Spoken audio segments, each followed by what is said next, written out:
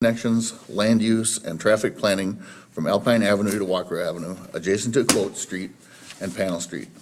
This street master planning report will become a component of broader Walker master planning efforts. Dan? Hey, thanks, Tyler. Can I get a show of hands from everybody in the audience here? Who's here to hear about the panel and Clute Street item specifically? Okay, that's most of you. That's good. We have a public hearing on a different part of town at the end of the meeting, so I'll try to get through this, and we can always entertain questions from anybody here who has questions at this point. But this should be a pretty familiar process for most people that are here. We've had a few meetings on this part of town this year, and this is kind of the culmination of the different discussions we've had. So what I'd like to do is go through some of the background of what we've talked about already, and describe in more of a cleaned up visual format some of the ideas that we shared at our last work session on June 13th. And from that point, there's a draft report that I have in the works, and what I'd like to do is just get a couple of decision points from the Planning Commission on a couple of items from these slides that will then translate into the draft report. So my hope is that nothing in these slides is much of a surprise at this point. There's been a lot of work with landowners, the residents, the business owners in the area, and the Planning Commission. So without further discussion, I will jump into these slides. So my first slide here is showing the broader study area, and over the course of the last 13 to 15 years, Walker has really focused on its neighborhoods in terms of how we kind of tease those out and do sub-area planning for individual parts of Walker. So as this project has progressed, and I described this a little bit more in the report, we focused on a lot of transportation planning, connectivity issues related to this area around Clute and Panel Street. This has really grown into its own sub-area, so we're calling this sub-area 5. This slide that you see here, and let me know if you can't see the PowerPoint as this goes along. I think I might have the only blank screen right here. But what this has become a sub-area 5, and the report is going to be a future land use plan for this sub-area that will then be rolled into the 2040 overall Walker master plan as an appendix item. So as we got into this discussion further, it became clear that there were a few points of concern or points of particular focus. We really drilled down on 3 areas where we wanted to have more discussion about specific types of transportation improvements and specific land use patterns. And one of those is actually in the City of Grand Rapids jurisdiction, so it really impacts both the City of Walker and the City of Grand Rapids. We hope to continue kind of an ongoing dialogue with Grand Rapids and kind of an advisory set of comments from this report that relates to that intersection. So that's what we call, actually, I jumped ahead, that's number 2 on the screen there. If you go back to number 1, the first area we focused on was a Walker Avenue Railroad Bridge, and the last area we focused on, number 3, was the large area covering everything from Walker to Bristol, adjacent to the old Trick Mine site and to the Betts Industries property. So we looked at various aspects of this subplan. We looked at the current zoning conditions, what we currently have the land uses planned for based on the 1998 Walker Master Plan. And these images are in the report. I think we've gone through these. I'm not going to go through these in detail, but this is the kind of background information we can always flip back to if there's any questions, but this is just recapping some of the things we've discussed already earlier this year. Some of the other details that flesh out are land cover, so how is the land actually covered, and you can see a strip of green kind of on the southern end of that screen that kind of hugs the Indian Mill Creek. That's kind of more of an open space natural area. By and large, much of the rest of the focus area is developed. You see some additional green space in the plats to the north, but most of this is industrial developed land, which shows up as yellow. The image on the bottom left shows kind of the diversity of land use types on Panel Street, even though it's all planned and zoned for industrial. The Planning Commission has reviewed one site this year that it's used in a residential manner, even though it's zoned and planned for industrial. So just shows the kind of interaction between a lot of different land use types in this focus study area. Topography, wetlands and streams, this relates to the last slide. There's a lot of topography, some of it's natural, some of it's unnatural. You have the creek forming its own floodplain and its own bank, but you also have a lot of grading that's been done relating to mining activities. So the interaction of grading and stormwater management has a lot of impact on how we develop these sites as the city grows in this area. Particularly mining, when you think about the soil integrity of the mine sites, the fact that it's mostly sand and that there's been a lot of change in the grade on those sites. This, I think, is my last kind of recap slide showing utilities. There's a pretty extensive utility network in this area. Again, due to the grade, there are challenges getting things like sanitary sewer where it needs to be in some locations. One of the other things you'll notice on this screen is there is no blue line on Panel Street, meaning there's no public water on Panel Street. So as utilities grow and as we look at them in more detail over the years, the provision of things like public water and public sewer will impact how land evolves in these areas. So we've had a lot of discussions. Some of this was prompted by interest from the development community and the business community. A couple of years ago in May of 2015, we were asked to consider removing Clute Street as what was called an essential connection in the 1998 master plan. And that, in conjunction with some other development projects that occurred that were proposed in 2017, prompted a more focused master planning discussion over the last year. So the two I've kind of highlighted on the right side of that screen are the two work sessions we've had specifically as master planning work sessions this year. So at the first work session, we heard a variety of comments. We had folks draw on base maps on the tables out here and list items on the board for consideration for specific improvements in various places. And then at the second work session, we really drilled down on those three focus elements. And that's where I want to kind of launch from tonight and show kind of what that discussion and my understanding turned into, and whether we want to continue to move forward and include those recommendations in our master plan report, or maybe consider them further and adjust them. But this is where the report stands right now. We are focusing on specific recommendations and specific implementation items related to these three areas.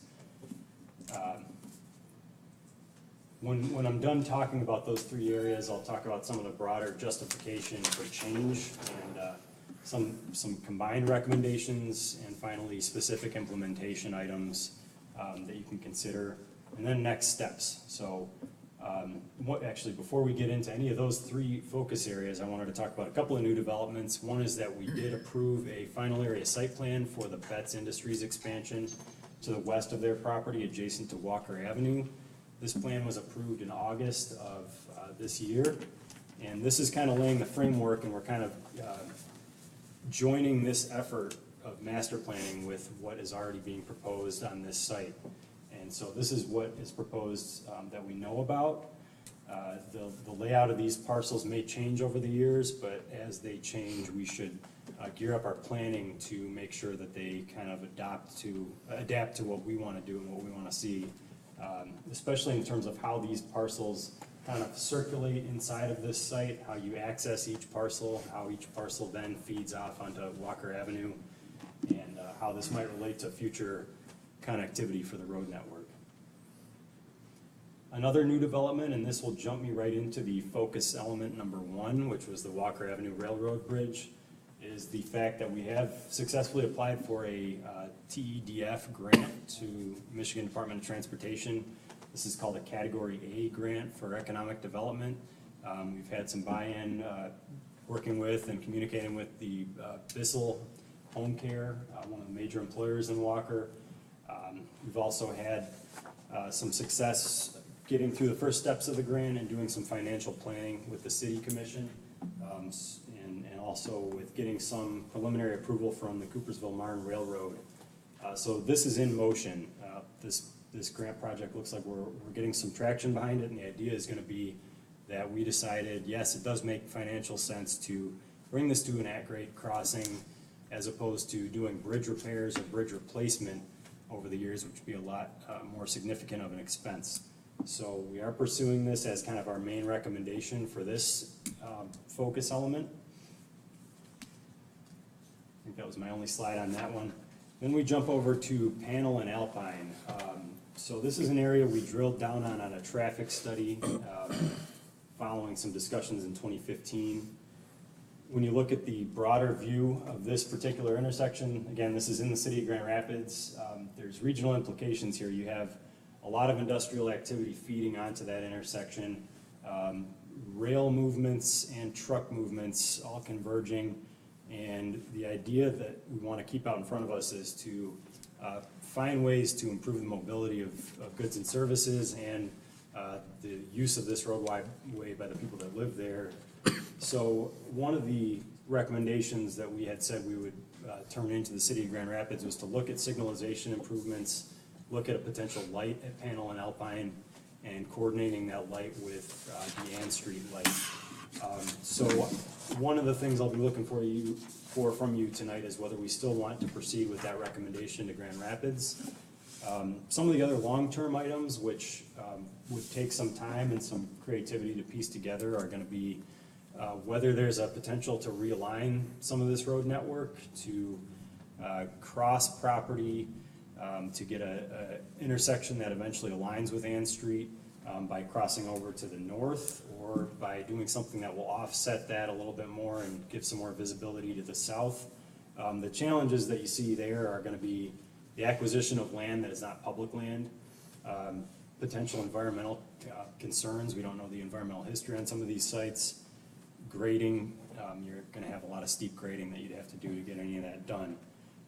But on a running long-term level, we want to recommend to continue to coordinate with the City of Grand Rapids and the Grand Valley Metro Council, kind of funnels through some of these broader transportation improvement projects in assisting the cities to do that kind of thing. So there's a few different recommendations there, with the primary one being looking at signalization improvements at Panel and Alpine. And I skipped a slide when I was talking about that, but this is a little bit of a closer view of the potential realignments as options kind of 2 and 3, with the option 1 being signalization improvements. Now we're getting into the third focus area, which is kind of the biggest one in terms of the actual area, and it's an important one. So this is the place where there's been a lot of development activity over the years relative to some of the other parts of this sub-area 5.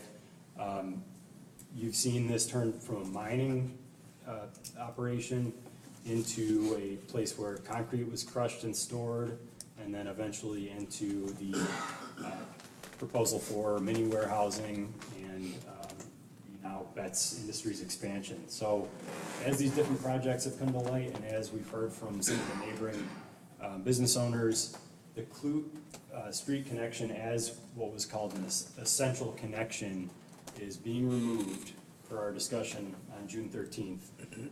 Doesn't mean that it can't occur if the opportunity arises. So we understand that we are not putting this as a kind of a solid line that has to be met some way or another, but that we are saying that if there's an opportunity in the future for this to occur, that it can still occur.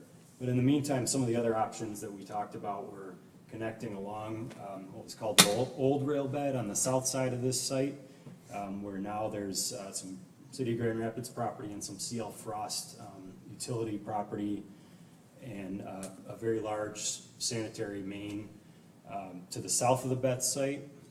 That comes with its own challenges. Now you're right up against the creek and you're in some wetlands, and so that poses some challenges from a feasibility standpoint. That image on the left side of the screen is actually what that area looks like looking back east toward the Betts property. The other option was an option to the north called option 2, where we were talking about realigning sort of an alignment with Panel Street. We don't know exactly what that would look like, but it could have potential ways to get to that point where you're then lining up along the current railroad bed. Similarly, there's grading challenges, some feasibility of construction that would come into play there. But so these aren't gonna be called essential connections so much as they're gonna be just opportunities to keep out in front of us as the sites around these links continue to grow and develop, and as we see if there's ways to make a truck route connection occur in these areas. Another kind of focus area that we touched on lightly, perhaps more during the private development review process than during the master planning discussions, was the connectivity within the BETS project. So as that project is proposed with a few potential future outlets, we think those are good ideas to have a series of outlets that connect inward to an internal road network rather than having 5, 6 driveways on Walker Avenue. So keeping that out in front of us in terms of having a few driveways that feed into an internal road network rather than out onto Walker. And this is the basic idea of access management, right? So you don't have a lot of conflicting points on a busy road. Another aspect of that is that as that site in particular develops, we want to see a planned form of development. So we've already taken the step in August of 2017 to rezone the entire, what's called the BETS Industries PUD project area into a planned unit development, so that as things grow and develop in that site, they're all part of one integrated plan rather than as individual parcels. And that would be one of the only, if not the only, future land use updates that I would see being important here, is to just clarify that we're looking for not just industrial, not just a type of industrial development that can be parcelized and broken off, but planned unit style industrial. So one of my questions to the Planning Commission is whether that line is just in the BETS Industries property, or if we're looking to use that form of development farther outside of that property. To the east, you have some small parcels and some large parcels, that some of which are kind of set in stone. You have the existing BETS Industries parcel. The layout of that is not anticipated to change.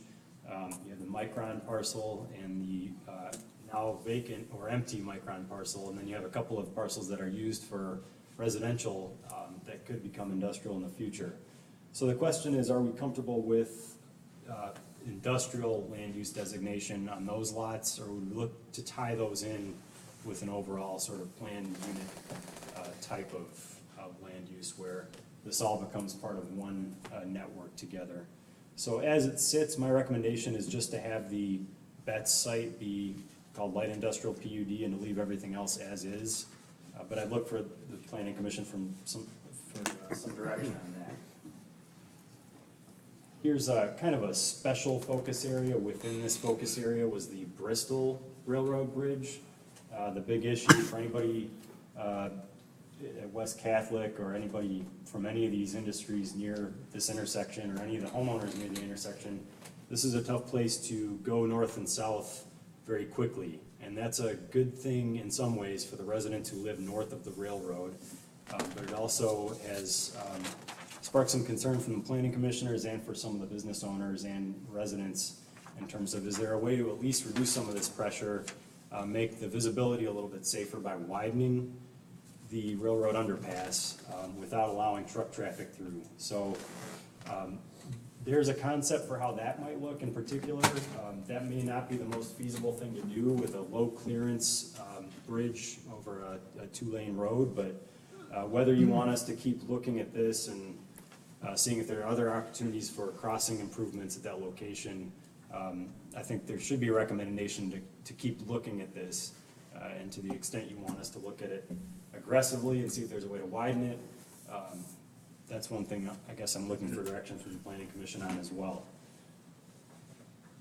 So kind of to summarize why we're planning and why we're updating all of this,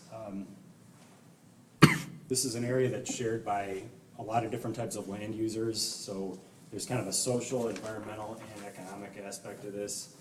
The social is, like I said, the proximity of a lot of different types of land use. How they all impact one another is an important thing to plan for, so that you don't have incompatible land uses. looking at the way that future utility provisions will grow into these sites and how the quality of life can be impacted by different development decisions as utilities like public water and public sewer come in. There's an environmental aspect with all of this stretch being near a pretty sensitive part of a watershed for the Indian Mill Creek. On the one hand, protecting that resource becomes less and less of a natural resource farther downstream, but it is a natural resource that we're trying to improve. We work with Lower Grand Rapids Organizational Watersheds to kind of monitor that and take a look at how to improve the watershed in a big scale. So keeping that in mind as we develop sites, especially in close proximity to the creek, to kind of use best practices and improve the quality of the stormwater that goes into that system.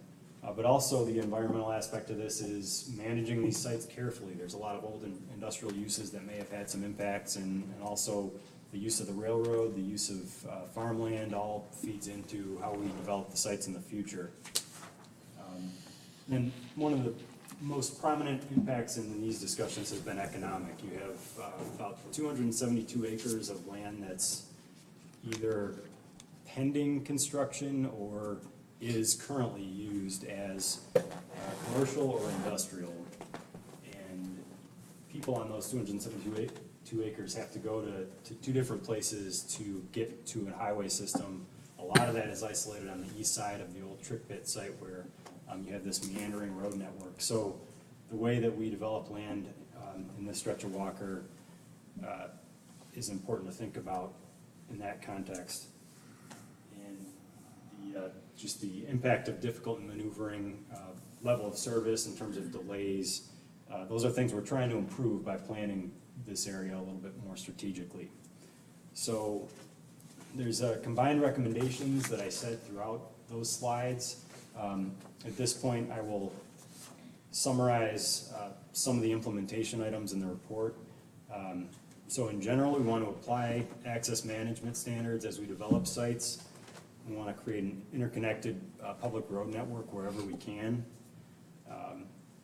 We want to apply complete streets on local streets in terms of having sidewalks and where possible linking things like trails and bike networks. As we look at overall land use planning, we want to make sure that we're edge matching with the city of Grand Rapids in terms of making sure our land use lines up with what's happening on the other side of the line. And we want to strategically plan for future public water and public sewer connections. And wherever possible, to have more of a planned style of development on large vacant industrial sites, which is something we saw out in front with the old Trick Pit site. We want to take steps to improve stormwater treatment practices near the Indian Mill Creek, protect wetlands, protect habitats for wildlife, protect floodplains, and then getting into specific items for the focus elements we talked about. For the focus element number one, securing and executing the grant-funded project for the at-grade crossing at Walker and the railroad, and recommending signalization to the city of Grand Rapids. And a question mark I have on this set of implementation items is to what extent do we pursue other options there? How aggressively do we push for signalization with the city of Grand Rapids? And some of the other options would be realignment of roads to line up with Ann Street or to the south. And with focus element number three, we are looking for some direction on the assignment of PUD type industrial land use categories on that old current Betts Industries site and the old Trick Pit site. So some direction on that would be helpful. And otherwise, we're looking to just make sure there's internal access management for that site in terms of having all the shared driveways on an internal road network. Assessing railroad bridge improvements at Bristol Avenue, and creating linkages for future truck route connections where possible. So if you like the direction of this set of recommendations, and you can provide some input on those couple of items with question marks next to them, we will continue to work on a draft report that we'll then send to City Commission, and from that point we have kind of a state mandated 63-day review period to have a draft report out in circulation before it then comes back to you for a final approval. So, that said, I had just a couple of things I wanted to get some clarification on, and maybe you can open up comments for anybody who had comments, but otherwise work through those items and then have a motion to either take this back and review it further or pass it on to city commission once we write the report. Questions for Dan? I think it's a pretty thorough summary of what we've done in the past 2 years. The bridge improvements, we're kind of stuck on that because of the railroad. I mean, yeah, we'd love to remove the bridge completely. Talking about Which bridge? Bristol? The Bristol. The other bridge one is already in motion, so, the Walker Bridge, so. And we've been talking about the Bristol Bridge as long as I've been here, and we still don't have There's no, any traction on a good solution, so. I think Dan's picture's probably the closest we're gonna come. yeah. a lot of time on that picture. Okay, questions or comments? The Bristol Bridge is a drawing, it would not be higher for trucks to get through to the north. That's just a concept, right? That's the concept of that drawing, yeah, but I don't know if that would work in reality. Historically, the neighborhood to the north has liked it from a planning perspective because it keeps the industrial from leaking to the north. So there's no truck traffic. Obviously, if you're taller than 10 feet, you can't get through there as much as you try. So it's kind of protective. So there's been this philosophy that maybe it should stay there, but that doesn't mean it has to stay there. Yeah, and in the neighborhood, I would say that the closer you get to Bristol, the more people care for that bridge and really appreciate the fact that it keeps the truck traffic off. People are always talking about that around Bristol. And as far as the planning side of it, I think the problem for me is the one lane of traffic is just miserable at certain times of the day and trying to drive around that area. But again, I'm not sure it's an improvement we'll ever see, but certainly I think it would be something, finding a way to better resolve the traffic in the area would be something to pursue as far as the master plan is concerned. Are there any traffic statistics for accidents? Because it is quite a difficult area. I mean, do cars crash there? I don't think we have any regionally from Metro Council, and I don't think that was part of the scope of that 2015 study, so. I've lived here in that neighborhood 22 years, and I don't remember many accidents other than box trucks hitting the railroad. Right. And I've seen 2 of those happen, so. And we've debated this at the traffic committee a lot, and it's almost always about the truck traffic. Because people that might bump into each other there are generally slowing down. You can't get going too fast with stops on 2 of those legs, so we haven't had a whole lot of Except for the accident lady with summaries. no brakes. Yeah, but that's also kind of part of the benefit of having it choked out that way is with that awkward intersection at Panel. If you had traffic moving faster, That's true. it would open up for worse accidents just because of how close Panel is to that railroad there. Not to advocate for the shape of that bridge, but I think with a cost benefit analysis, I don't see the dollar spent to try to widen that is gonna gain much, especially as the north property owners would probably like to see it stay as it is the comment. Do we ever see the customer of that train to the east ever stop? Do we see in the future of it, nobody ever using that track? I mean, there's only one customer using it right now, correct? If that ever goes away, then that track could be removed. I mean, it's still not our property, but I mean, it's The still. railroad's gonna fight that. You can make it a grade crossing. I'm just thinking if we widen it now, and then if the track ever goes away, then it's open. But, I don't think It's we're not gonna my solve lifetime. much here with, right, put the concept in there. Yeah. As far as Walker Avenue and the changes to the PUD, comments? I like option 1. I think they're, with Betts being basically fully developed, he's got some property on the north off of Clute, and with Micron, wanting to expand and all the other smaller things, I don't think it'll make sense to get into any kind of PUD with the small pieces and parts unless it changes in the future, but at this point, I think just keep it to the west. I'd agree with that. Any other comments or questions? We've mentioned before about the old railroad bed to the south of the Betts. I didn't realize before that it was a railroad bed. How sturdy is that, or is that something, if it were to be a street, that would be complete? It's very narrow. It's very narrow, it's So- very sturdy, what's left there, but it's very narrow on the road. How, we're 66-foot roadway to have to go in there? But for industrial, we'd be looking for 86 feet of right of way, and, you know, it's easy to look at that and say, oh, you know, there's a 2-track there, we can put a road through there, but it requires so much more, and when you've got the creek there and all the wetlands are And along the the creek creek, is right there. it does make sense to try to get on those utilities that are there, Yeah. to protect them and to provide access to them, but it would be a very big project, several $1 million. And it would take the cooperation of several, the landowners and everything, so. Right. And alternatively to if we went north along the railroad, the existing railroad, the grades there are a little bit steeper than Challenging. adjacent. So relative costs are probably gonna be comparable, whether you go the north route or the south route, sounds like. They're both pretty tough, yeah. Yep. Okay, any other comments or questions? Otherwise, I'll entertain a motion. Or not.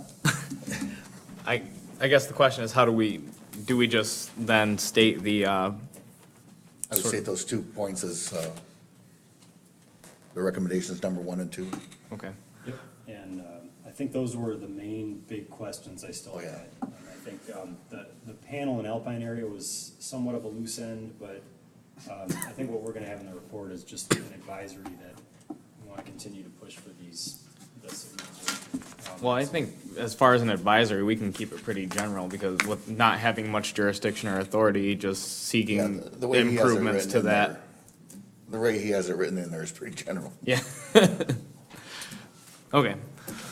So, I will make a motion for case 18-803 to approve a recommendation to accept a revised sub-area number 5, Clute and Panel Area Draft Future Land Use Plan with the following key recommendations to be included into the final draft document based on the Planning Commission's discussion held on Wednesday, September 19th, 2018.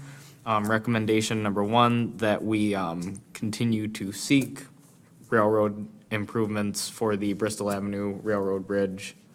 And recommendation number 2 being that we assign the light industrial plan unit development zoning to the property to the west adjacent to Walker Avenue, but we leave zoning as is for the properties adjacent to Bristol.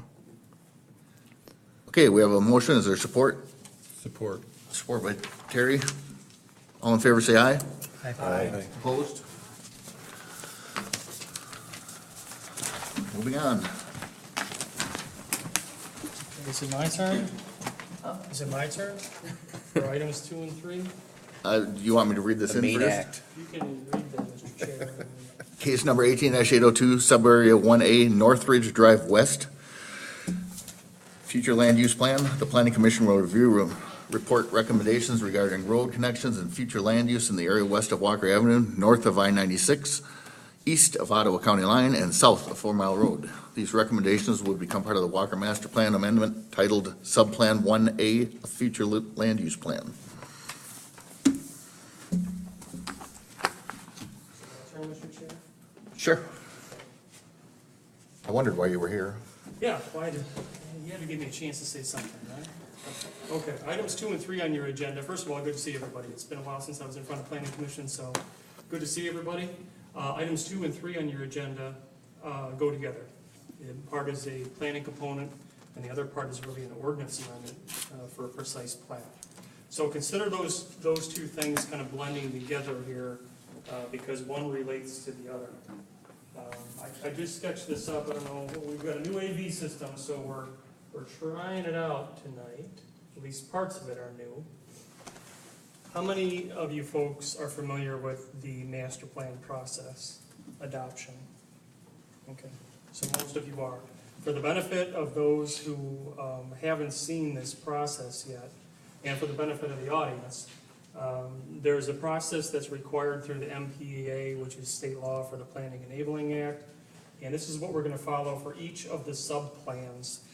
The one that Dan just talked about for Panel Street, this one at 1A, South Walker, which we've asked Houseo Levine to take the lead on, that deals with public water, public sewer issues.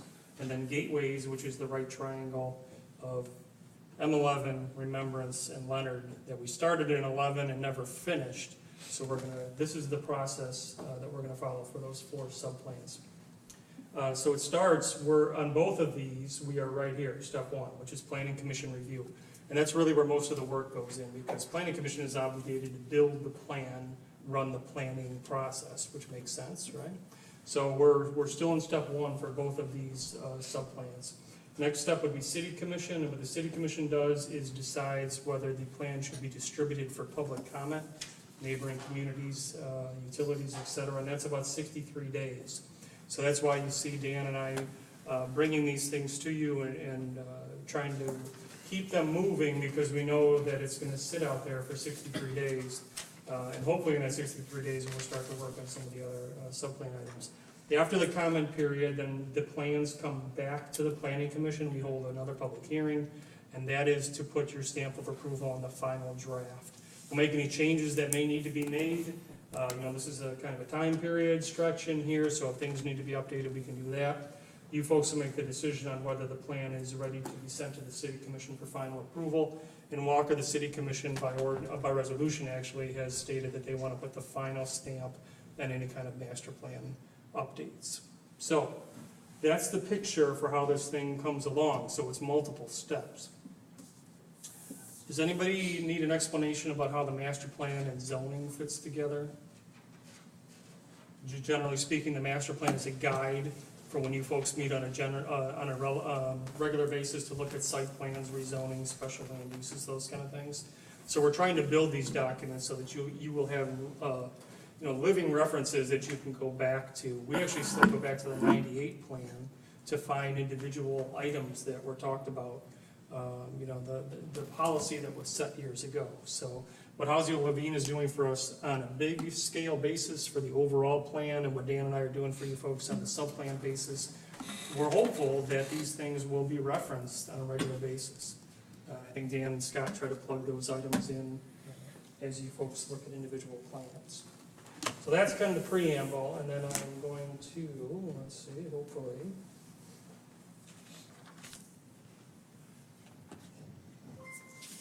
It should look familiar, because Dan and I are trying to mirror image the PowerPoints so that they look master plan branding-ish on there. So we're calling this is another component of your Walker 2040 master plan.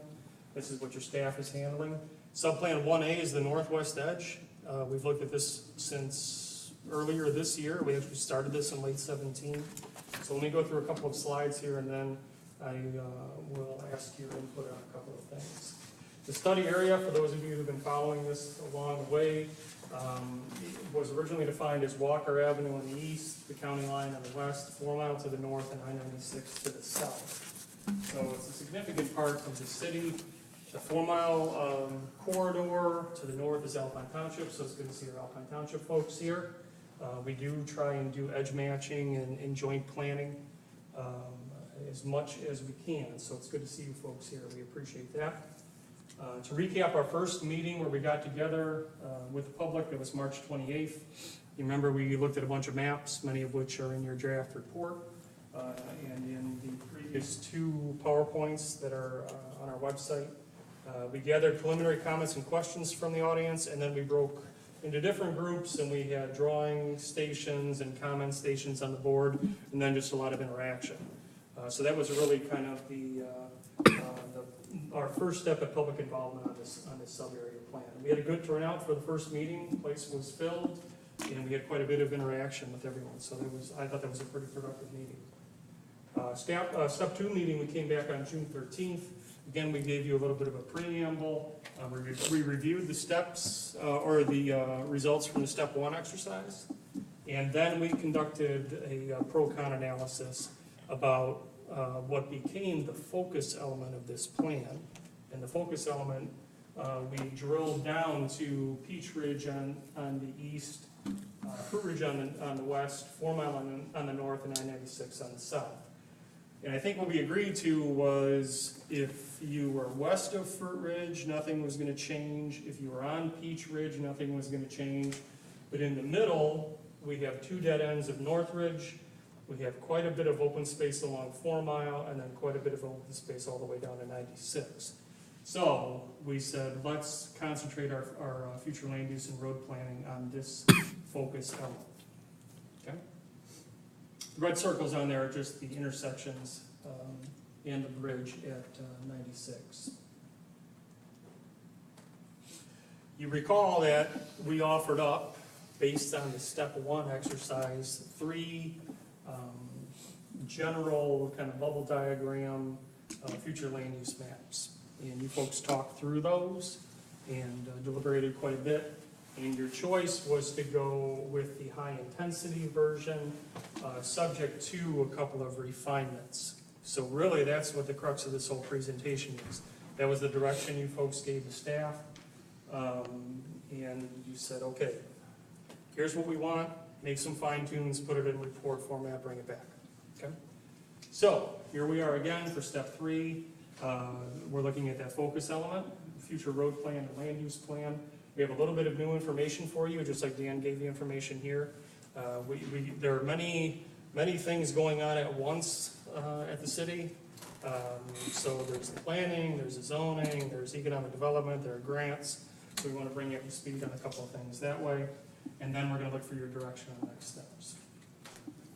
First update, and Scott's really running the show on this one, along with MDOT and the mayor, is a federal grant application to replace the Fruit Ridge Bridge and the ramps that are associated with it. The grant application is called BUILD. It goes through Federal Highway Administration. So the mayor and Rich Chappell from Right Place flew out to actually do something we rarely do in Walker, which is lobby to make this a high priority grant at the federal level. I guess we're competing with 3 others in Michigan for this money.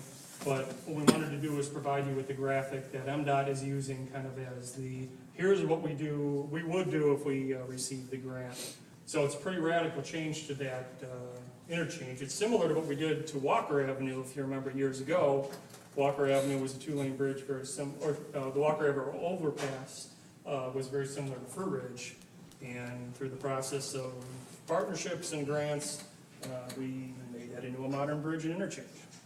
And just finished that up this past year with another grant to move the off-ramp to match with Fulton Court. So that's number 1. That is, application has been submitted. Hopefully we'll hear by the end of the year if that's approved or not. There was some data that went behind this. We don't have to spend too much time, but obviously any grant application to the federal government, you have to give quite a bit of, here's why the grant makes sense. So we work with the Right Place and Metro Council to generate traffic maps, and then also some economic development stuff. And generally speaking, these 2 slides show us coming out of the recession. And there's a more updated version of this that I didn't get my hands on, but what it comes down to is this is 15 data, 2015 off of census. And that area around that Fruit Ridge Bridge is a fairly significant employment concentration center for the Grand Rapids region. It's not as significant as around the airport. That's a little bit different. As Terry knows, that's a few magnitudes larger. But for this part of town, this is quite a job engine area. And if this Northridge connection comes in, it'll be even more of a job area. So that's the BUILD grant update. The second update talks about the Northridge Precise Plat. Those of you who were involved with the city in 2008, you recall that we said, hey, we should really precisely plat this Northridge connection from Fruit Ridge all the way to 4 Mile at Cordes. And I actually heard that term from a guy named Steve Langworthy years ago. He was kind of the father of planning in this area, and he used that term, and I said, Steve, what is that? You know, I'd never heard that before. And he said, well, that's a way that you can plan out your roads and put them into ordinance, so that as development happens, you have a route for that street. It's actually in your ordinance, in your zoning ordinance. So I said, wow, that's a great idea. So Scott and I said, how about we lay this thing out from Fruit Ridge all the way to 4 Mile and Cordes? So over the past decade, you've seen the road commission make improvements on 4 Mile, and I think we've been sharing information so they understand how the system is planned. Hence the signal at 4 Mile and Cordes, hence the signal at Bristol and 4 Mile. Hendershot's a different story, but we're trying to work with Road Commission, MDOT, and the business owners out there to show there's a real value in building this internal street system as opposed to a series of cul-de-sacs. So you actually have this in your code, and then what we have, item number 3 on your agenda tonight, talks about that yellow, what I call the spine of Northridge, which is precisely platted right now, making an adjustment to that based largely on that high-intensity future land use plan. So this is where those two things kind of dovetail together and why they're both on the agenda for you tonight. The stubs going to the north and to the south are not part of the precise plat. Those are generalized ideas about how to get road frontage and connections off of that main line of North. And you can see there's some changes made largely to reflect the location of those transmission towers that run through there as well. And the last new item is the signal at 4 Mile and Hendershot, as everyone knows, is operational now, which is a good thing. It's a 3-legged intersection. I think what staff is recommending is we really need to plan that as a 4-leg to take the utility and the safety of that signal into play and to help us with access management along 4 Mile. Now, those pictures were taken at 10 o'clock on a Monday morning with school in session. And it's pretty amazing because I just stood out in the middle of the road, no problem. And, so, like most places in Walker, the traffic is very peaky. 3 Mile and M11, it's very peaky. But we plan around those peaks because that's when the safety issues really come into play. Okay, that's enough of the new stuff. So here's what you gave us on June 13th. You said staff, via a 7-1 vote, put together a high-intensity future land use plan, and on there, identify a couple of PUD districts for industrial, and then tag office at the southeastern corner of 4 Mile and Fruit Ridge. So that is what we did. So this is really the crux of the whole argument here tonight, which is here's the proposed sub-area 1A future land use map for the focus element. Everything outside of that would stay as it currently is. It really comes down to 4 Mile Road, going south, industrial PUD, right? Just like Dan said, we're trying to encourage the use of planned unit developments. We're seeing the benefits of that with that Walkerview PUD, which was FedEx. We just met with another group from the Netherlands today. And it's much better to have the PUD to be able to design to the site as opposed to designing to rigid zoning numbers. That you avoid a lot of variances and you can just be more creative with the way things fit. So starting from the north, industrial PUD, which would be lighter operations. South of Northridge Drive Extended, which is the dashed red line, would be general industrial PUD. And then to the west of to Fruit Ridge, office at the intersection at 4 Mile, and then community commercial would continue on Dykstra. Dykstra is kind of an odd duck out there. It's industrial, it's commercial, it's right next to the highway. That CC is probably as good of a label as we can put on that road. If it can ever be extended east, great. I don't know if that's practical. We identified PSP off of 4 Mile, which is the water tank site, which is owned by Grand Rapids, and then to the west is the property owned by Consumers Energy. And we've heard talk over the years about their planning that for a future substation. So we identify those as public semi-public, and then the rest is LDR, which is low density residential, including the entire Peach Ridge area that's currently residential.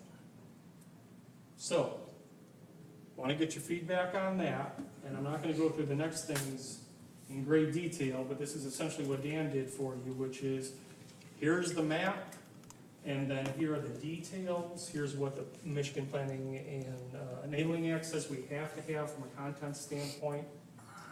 Here are transportation network and land use labels and identification, and then there are supportive findings using the triple bottom line, economic, social, and environmental, and then implementation steps.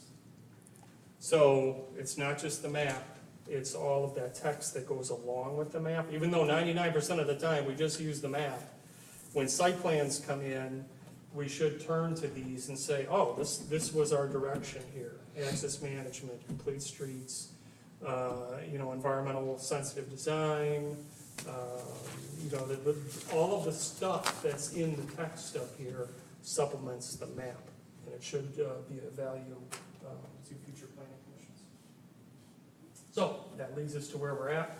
I'll be more than happy to take any questions. Tonight, we're hopeful of approval, but you can also deny or table the sub-plan number 1A report. And if you move forward, we'll do the same thing that we did on the hand chicken scratch that we started with. We'll go to city commission for this. Okay, questions or comments for Frank? And it's kind of what we told him to do.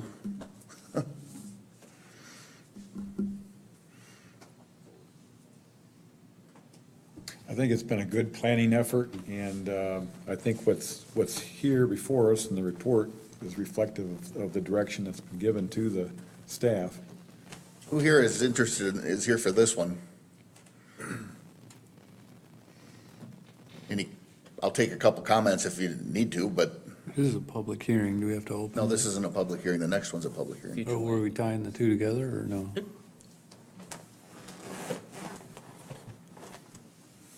Hello, I'm Bruce Lee. I'm on the Planning Commission at Alpine Township, 4999 Montauk. Thank you for the invite. And I just wanted to give you a couple comments to consider as you go through your master planning process. Since we had joined you on 4 Mile, some of our concerns, of course, are the traffic. We'd like you to do everything you can to route the industrial traffic towards 96. We have 2 challenges in Alpine Township with traffic. One is Fruit Ridge and one's Alpine. So I was interested as I listened to your presentation if you had involved Kennewick Public Schools, because as I looked at your plan, I said they're going to be impacted whether they realize it or not. So it looks like you're considering that. I'd also like to compliment you on the work you did with FedEx. The berming and the landscaping you did along 4 Mile makes it very aesthetically pleasing. Of course, we'd like to see that continue on down west of the road there. So basically, we just want you to let you know that looks great. Traffic's always going to be a consideration, and of course the aesthetics. So keep everybody on 96, will you?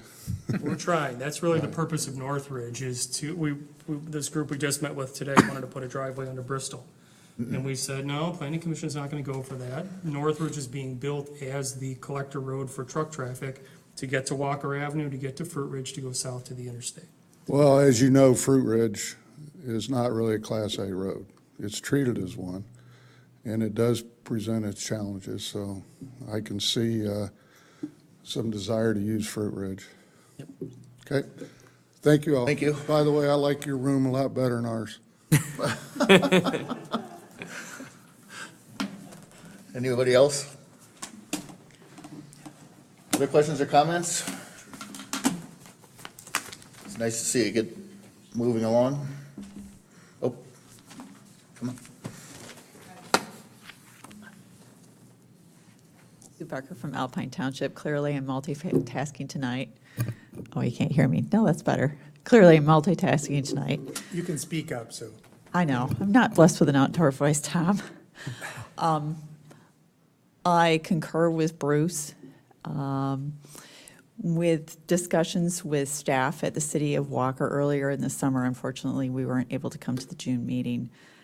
And initial discussions were less intense use along 4 Mile. So when it came around after when I spoke with Dan, he says, nope, they went to the highest intensity use. I'm like, oh, okay, this is going to be interesting.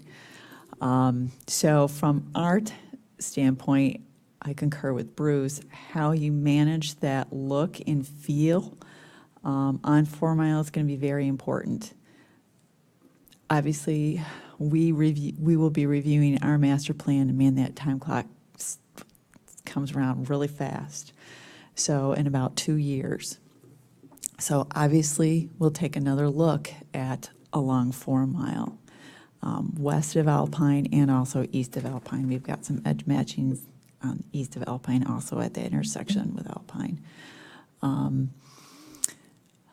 I'm not sure what the commission will do, if they're going to do any wholesale changes. That's not the indication I've gotten thus far, but a lot can change in 2 years. So I concur, as long as you can redirect traffic either with their driveways towards North Ridge, limiting anything on the side roads, on the north-south roads. I'm a little concerned about obviously capitalizing on that asset that was put in of the traffic signal at Hendershot. Anytime I happen to live near Jenison High School, and my plat is the backdoor route into the high school, and those drivers are crazy. They're always late for class, and they're all new drivers, and I'm sure the same thing happens at Kenwood High School. I'm not advocating for that, but just be aware of that, and it is very peaky, obviously. But it would hate to have the business peaks match the school peaks, and that would be not ideal. Any questions for me while I'm up here? No, thank you for your comments. Appreciate it. Normally get to be up here. That's kind of cool. Anybody else?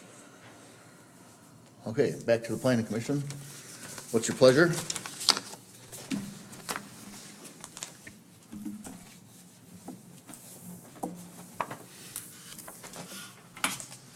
Motion, or is there questions or comments still? Yeah, go ahead. I don't know how. No, I mean, I think we're ready for a motion. I don't see any, I think we've come to the agreement that this is what we were comfortable with, right, everyone? All right, well, for case 18-802, I'll make a motion to approve a recommendation to accept a revised sub-area number 1A Northridge Drive West draft future land use plan with the following key recommendations to be included into the final draft document based on the planning commission's discussion held on Wednesday, September 19th, 2018. Did we have any additional recommendations? I didn't think so. At the discretion of staff, the planning commission may be given the opportunity to review the final draft sub-area future land use plan at a later date prior to city commission consideration of this plan. Motion. Okay, we have a motion by Steve. Is there support? Support by Elena. All in favor, say aye. Aye. Opposed? Motion carried. Case number 18-810, Northridge Drive West Precise Plat Amendment Public Hearing. Frank? I think Dan's gonna handle this one, but it fits right together with what you just did. Yes, I know. So thanks, everybody. I think this discussion would be pretty straightforward. I think what you're looking at here is the spine that Frank referred to, kind of filtered through the reality of the constraints of this overall site. So you have the consumer's easement, and you have a steep grade that makes a more curvilinear connection not as feasible. And I think that's what ended up resulting in this proposal, in addition to what I think the developers leading this effort thought was the most feasible way to develop outlots from the road. So what you're gonna act on tonight is really an amendment to the zoning ordinance that provides a legal description, 33 feet on each side of, or excuse me, I think wider, 43 feet on each side of which there's no building, because we're gonna have an industrial standard road go through there. So the idea here is, just like with the Walker View project, you have a precise plat that will frame up future development, and the lots that are approved and the PUDs that are approved will congeal to this road. So if you're comfortable with the yellow line there, I would just encourage you to vote to recommend adoption of this yellow line by the city commission as an amendment to our zoning ordinance. This is a public hearing. Yep. Any questions for Dan? Otherwise, I'll entertain a motion for a public hearing open. Make motion? Motion by Steve, is there support? Support by Jason. All in favor, say aye. Aye. Opposed? If you have some comments regarding this precise, or this case, please approach the podium, state your name and address for the record.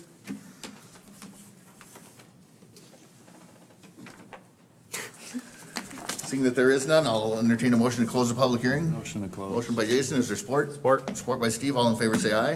Aye. Opposed? Questions or comments? Otherwise, I'll entertain a motion. I make a motion Okay.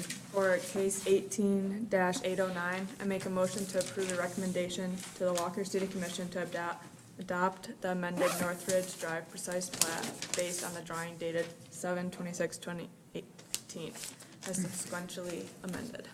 Shortest motion ever. Is it 18-809 or 18-810? I saw there's a discrepancy. 18-810, which is it?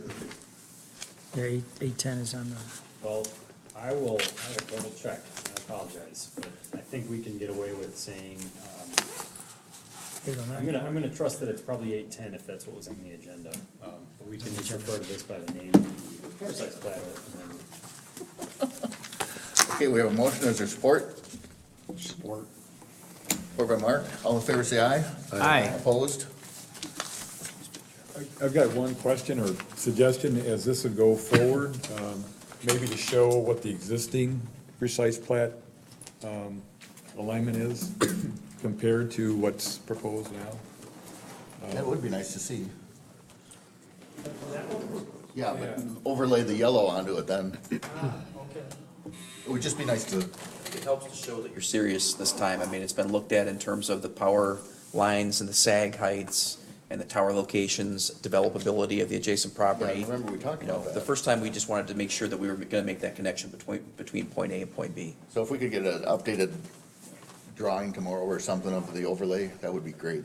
I think it's good that on this one, this graphic, you are showing the power line, so that is a good graphic as far as the Why we did relationship. what we did. Yeah. You can see there's buildable area between the road and the power line, and your parking could be underneath the power line. Yeah. They allow that? Yeah. Do you It have to- depends. Do you have to get Yeah. permission? From consumers. Have to pay money too. Yeah. Oh, well, great. Shocking. They may not allow you, we run into this before, they may not allow you to park semis underneath, but you can travel underneath them. It's different They locations. don't want you climbing up on top and reaching up as high as you can. I know those, when the heat, in the high use, those things really sag. But anyway, So maybe for, I think what we can do is before the city commission reviews this, we can add a kind of an overlay graphic in there that we also share with you all. I agree with Terry that that's kind of important, I think. Okay. Staff updates, what's happening? I'll know tomorrow whether we have 1, 2, or 3 things to review on October 3rd. We're expecting resubmittals tomorrow. There's the folks from the Weller Auto site are potentially turning in new plans tomorrow. There's a concrete company proposing to use an office headquarters out of the old Kent County Animal Shelter building on Bristol. So 1890 Bristol, right north of the city line, so right in the focus area.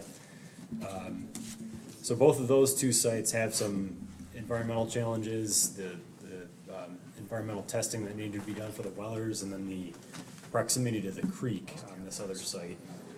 So there's some things to work through on both of those. And the third one is the live-work townhome development on Cummings. We expect a resubmittal tomorrow that we're gonna kick around a little bit more with staff and look at a couple different layout options.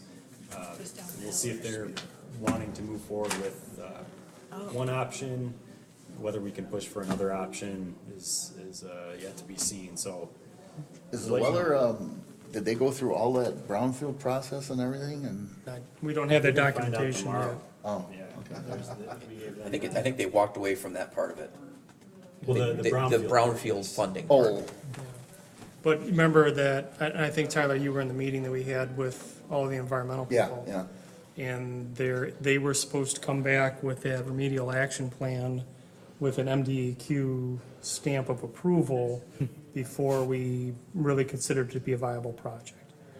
So, Yeah, and that's what we said, they needed to turn in a approved RAP on the resubmittal deadline, which is tomorrow. I don't know how much- Before Scott and I, If they don't have that, do we go forward with them coming before us again? no, and that's the idea, we'll know, and then we'll either postpone. I don't wanna get into another, So essentially what we've done is we've said, we're not gonna hire an environmental consultant to review all your environmental stuff if the DEQ signs off on all that stuff. So we'll just check the box that it's been resolved at that point. Without that, then we're kind of in the position of, advocating for the folks in the area from an environmental perspective, and then we really should go hire a consultant to represent us in reviewing their information. So that's the other option, but it's not a good option. no. Okay. Anybody know what's going up on Remembrance out here? To the college? Yeah. I've been asked that 6 times and I have no idea. they have fake parapets on the building, so I was looking at it like, is that an industrial building with those parapets on there? I don't know. It's the Walker version of the castle. It could be. Hey, No. keep that in mind for sub-plan two. We have met with Mr. Hibma and we assume, because they own the Fensky site and. Walker Castle too. Oh, no. We're limited to 4 stories, aren't we? What's that? We're only limited to 4 stories, aren't we, or 3? Yeah, it all Get depends. variances for that. Come on, Tyler. Oh, I would So, not. No, that's Not on why, the zoning board anymore, so you can't vote. I'd still show up. that's why sub-plan two, we've asked Housing Levine to come in and give us, help us through water in South Walker, including the Fensky site. If you've been around for a while, you remember when Dan Hibma originally proposed apartments on it. Is everyone familiar with where the Fensky site is? Right off the Grand River, west of M11, former hazardous waste I dump. suggest you go walk it. Yeah, I've done it several times. it's The new signal there is nice, Scott. What's that? First and Wilson, that new signal I is haven't nice. seen it yet, it's in? Well, it's partially in. It's not functional yet. It looks good. That Fensky site's been a solar, whatever, open site for a long time. It was to the point where the road was going to go in for an industrial development there, if you recall that. I think they were. We had a pre-construction meeting. Yeah. We were ready to go. And because that was gonna be consistent with the sub-plan two that we adopted back in '07. And then that stopped, session got it or what. But Mr. Hibma's probably gonna want to talk about other land uses on that site, and we said, okay, we're gonna do this as part of the master plan update, because what he would propose would be very utility intensive, very intensive to the road. You had the RV park were proposed down there Well, just to the it's east of interesting that. that you Give bring up that on up, that. because I think that location is still critical to the success of a development here. Because we want them to come out at the signal. We don't want them to come out on the middle of a curve No. on a 6 or 7% M road where, semis are fighting to get That up the would hill be in the winter, horrid. and that's a bad spot. So I think what they wanna do is get more density, and then they want, if you do that for them, I think they're willing to give you better access. So you're gonna see a little bit of that horse trading in their discussion. They got a lot of wetlands between that access and the light at Butterworth. Yep. Are they talking about dredging Grand River as well? He still talks about that, but I'll tell you, with all the PFAS and other VOC and metals, and the number that he gave us for the number of cubic yards that would need to be excavated to get to the current, what do you want to call it? Navigable water at about 104th. I just don't see that happening. There was a dredge channel there back in the real olden days with a set of timber to keep the Islands. water and But they continue to invest money in this idea. You So that's go out- important to know that they still think it's valuable. you go out there when it's really dry, the water in rivers is deep. Yeah, and he told, the number that he gave us for excavation for that long run, we were like, there was 3 times that much to build the art van on Alpine Avenue. So, if you recall, having to, how they adjusted that grade, so. We'll see, you'll hear all of that as part of the master plan for sub-plan 2. Okey dokey. Anything else? Let's see how many views we got tonight. Testing the other day, but I think that was just me and whoever else was. It's like liking That yourself. doesn't count. Steve keeps his eye on. Use this little computer I once thought a the year in operative Florida, just and to I see if couldn't it was figure out working. how to get where I need to get with it. Oh, motion to adjourn? My Great, thanks. experiment was a bust. Good job. I did it the first night for city commission, Snapchat and said, You trying to look it up and see dinner yourself? topic, let's